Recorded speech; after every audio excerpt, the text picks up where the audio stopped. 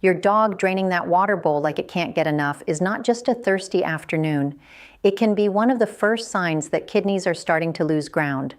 That lapping sound at 2 in the morning is the body talking before anything else about your dog changes. Most people hear that and think it means one thing, and stop right there. That's not quite it, and it's not quite wrong either, which is exactly why this is worth 8 minutes of your time.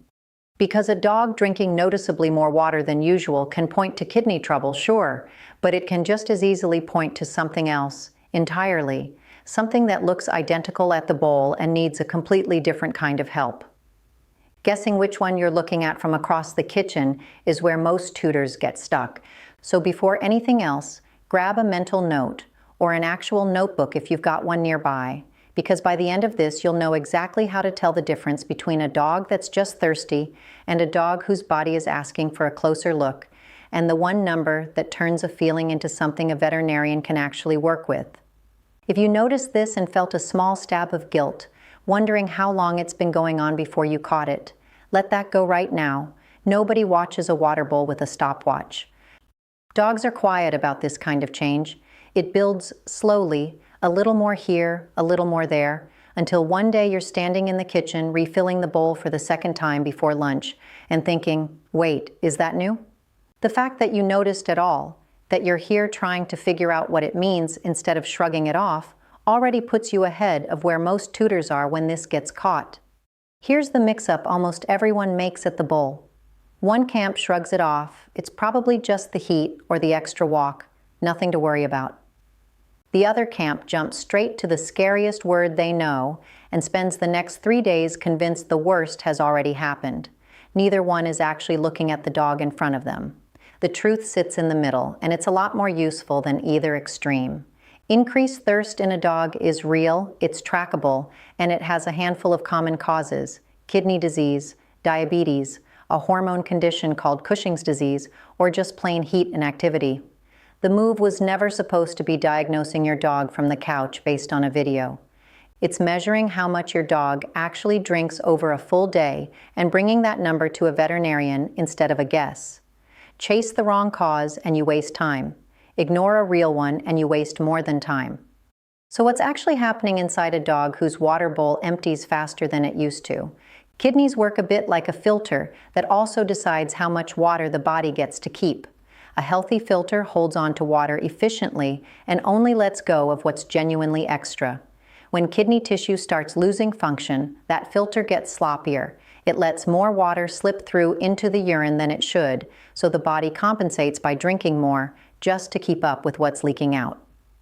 Diabetes tells a different story with the same ending. Extra sugar sitting in the bloodstream pulls water out through the kidneys along with it, almost the way salt pulls moisture out of food left on the counter, so the dog urinates more and drinks more to replace what's lost. And Cushing's disease is a hormone problem. Too much of a stress hormone called cortisol keeps nudging the kidneys to hold on to less water than they normally would, like an internal alarm that's stuck partway on and never fully switches off. There's actually a word for what you're watching: polydipsia, which just means drinking noticeably more than what's normal for that dog, and its usual traveling companion, polyuria, urinating more to match. You don't need the vocabulary to act on any of this, but it helps to know the pattern has a name because it means it's common enough to have one. 3 completely different problems, one identical sign at the bowl. That's the part that makes this tricky, and it's also exactly why measuring what you're seeing matters more than trying to name it yourself. Think of the water bowl like a kind of diary. One big drink after a walk is a throwaway entry, nothing worth rereading. A bowl running dry every couple of hours, day after day, for a week straight, is the kind of entry worth going back over. Once you start watching for this, you notice normal drinking looks pretty boring, honestly. A dog empties part of a bowl after a walk, or on a hot afternoon, then leaves it alone for hours. That alone is nothing to worry about. What crosses the line looks different. It's a dog asking to go outside to pee far more than it used to, sometimes waking you up overnight for it. It's a house-trained dog suddenly having accidents indoors, which almost never happens without a reason. It's the water bowl needing a refill by mid-afternoon instead of at dinner, across a normal week, not just one hot day that throws things off. Watch the urine too. If it looks pale and almost clear more often than it used to, that tends to travel with a dog drinking more, since more water going in usually means more diluted water coming out. And every once in a while, you'll see a dog start drinking from places it never bothered with before. A dripping tap, a puddle on a walk, even the toilet, because the thirst is pushing past its usual routine. One of these on its own is worth a mental note. Several together, especially alongside a change in weight or appetite, is worth an actual phone call. If there's more than one dog in the house sharing a bowl, tracking gets trickier but not impossible.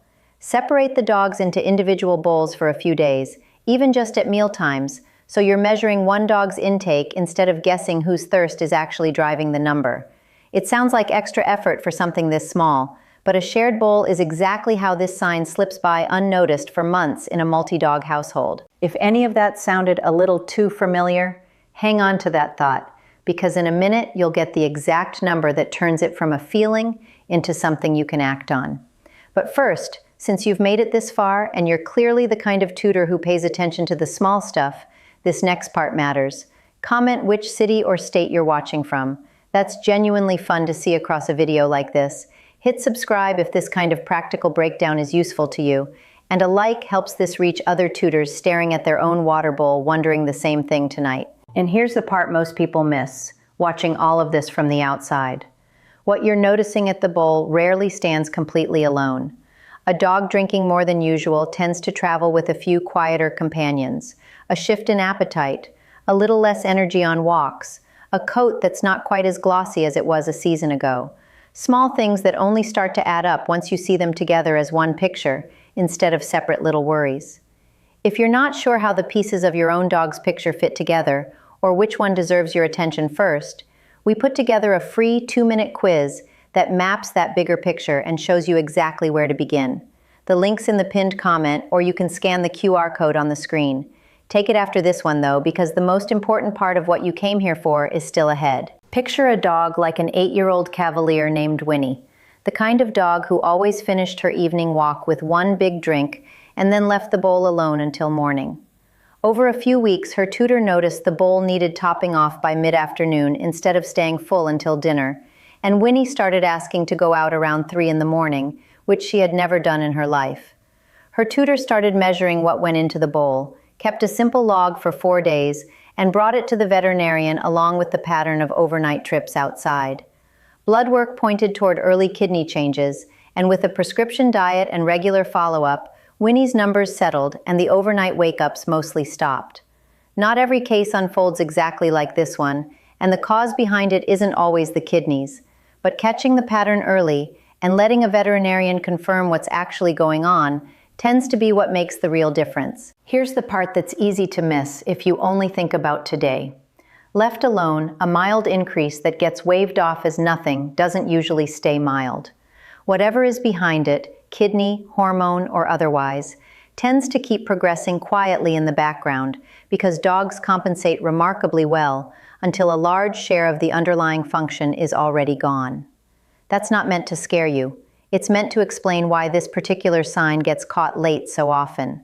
The pattern usually deepens before it does anything else. More nighttime accidents, more urgency at the door, a coat that starts looking a little duller, a little less like itself. Left longer than that, appetite and weight can start to slip, energy drops, and what could have been managed early with diet changes and monitoring can turn into a dog that needs hospitalization just to get stable again. The earlier the pattern at the bowl gets measured and checked, the more options a veterinarian actually has to work with, and that gap between early and late is bigger than most tutors realize. So here's the number, the one worth writing down. Turn the feeling into a fact by filling the bowl with a measured amount. A standard measuring cup works fine. Refill it the same way for 2 or 3 days and add up the total in ounces or cups across each 24 hours instead of eyeballing it.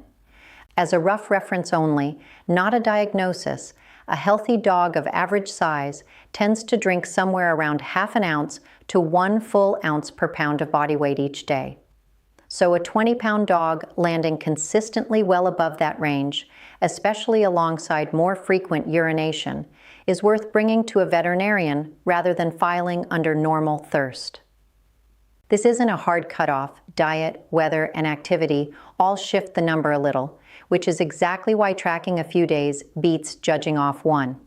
For a small dog, keep it simple and track total ounces. For a medium dog, cups work better. For a large dog, you'll want quart-level totals, so the math stays easy to follow instead of turning into a headache. If the change feels subtle rather than obvious, stretch the log to 3 or 5 days, since one unusually hot afternoon can throw off a single day's number without meaning anything at all. When you bring that log in, add a few notes on how often your dog is going out to pee, whether appetite has shifted, and how energy has been, because blood work and a urine test are what actually confirm which of these causes is behind it. The log alone can point you in the right direction, but it can't diagnose anything.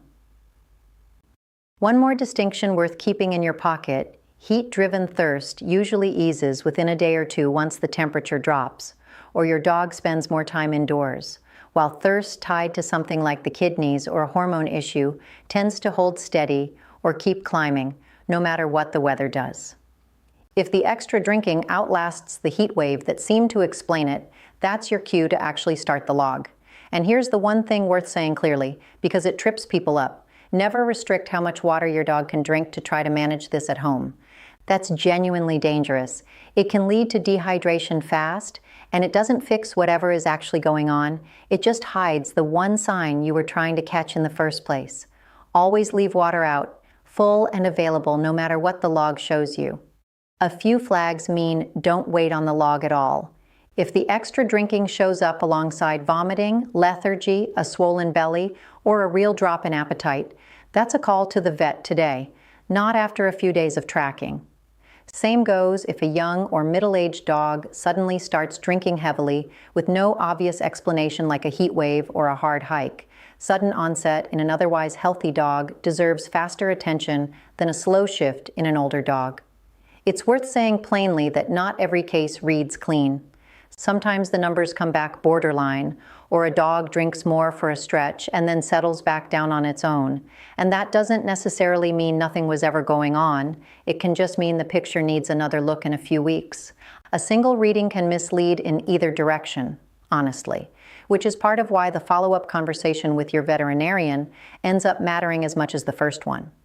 A mistake worth naming here too: switching to wet food, adding ice cubes, or swapping bowls the moment you notice this, thinking any of it solves the problem. None of that is harmful sitting in a bowl, but it quietly changes how much water actually passes through versus what's in the food, which throws off the exact number you're trying to track. Keep the routine steady while you're measuring, then make changes once you and a veterinarian actually know what you're dealing with. One more thing before you change anything at home: don't swap foods, cut back water, or start a new supplement the second you notice one thirstier day. That's usually overreacting to a single data point. A hot afternoon, a salty treat, extra exercise, any of those can spike thirst temporarily without meaning a thing is wrong.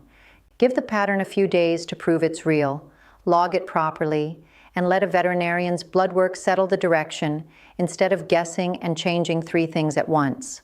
It's worth knowing too that this rarely stays contained to one system. Diabetes strains the kidneys over time and raises the risk of urinary infections, which can make the whole drinking and urinating cycle even more noticeable.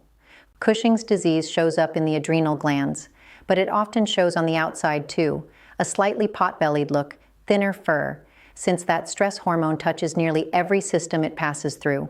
A dog that gets the right diagnosis and the right management for whatever's actually going on tends to improve across the board, not just at the water bowl, because catching the root cause early protects the whole dog, not one symptom of it.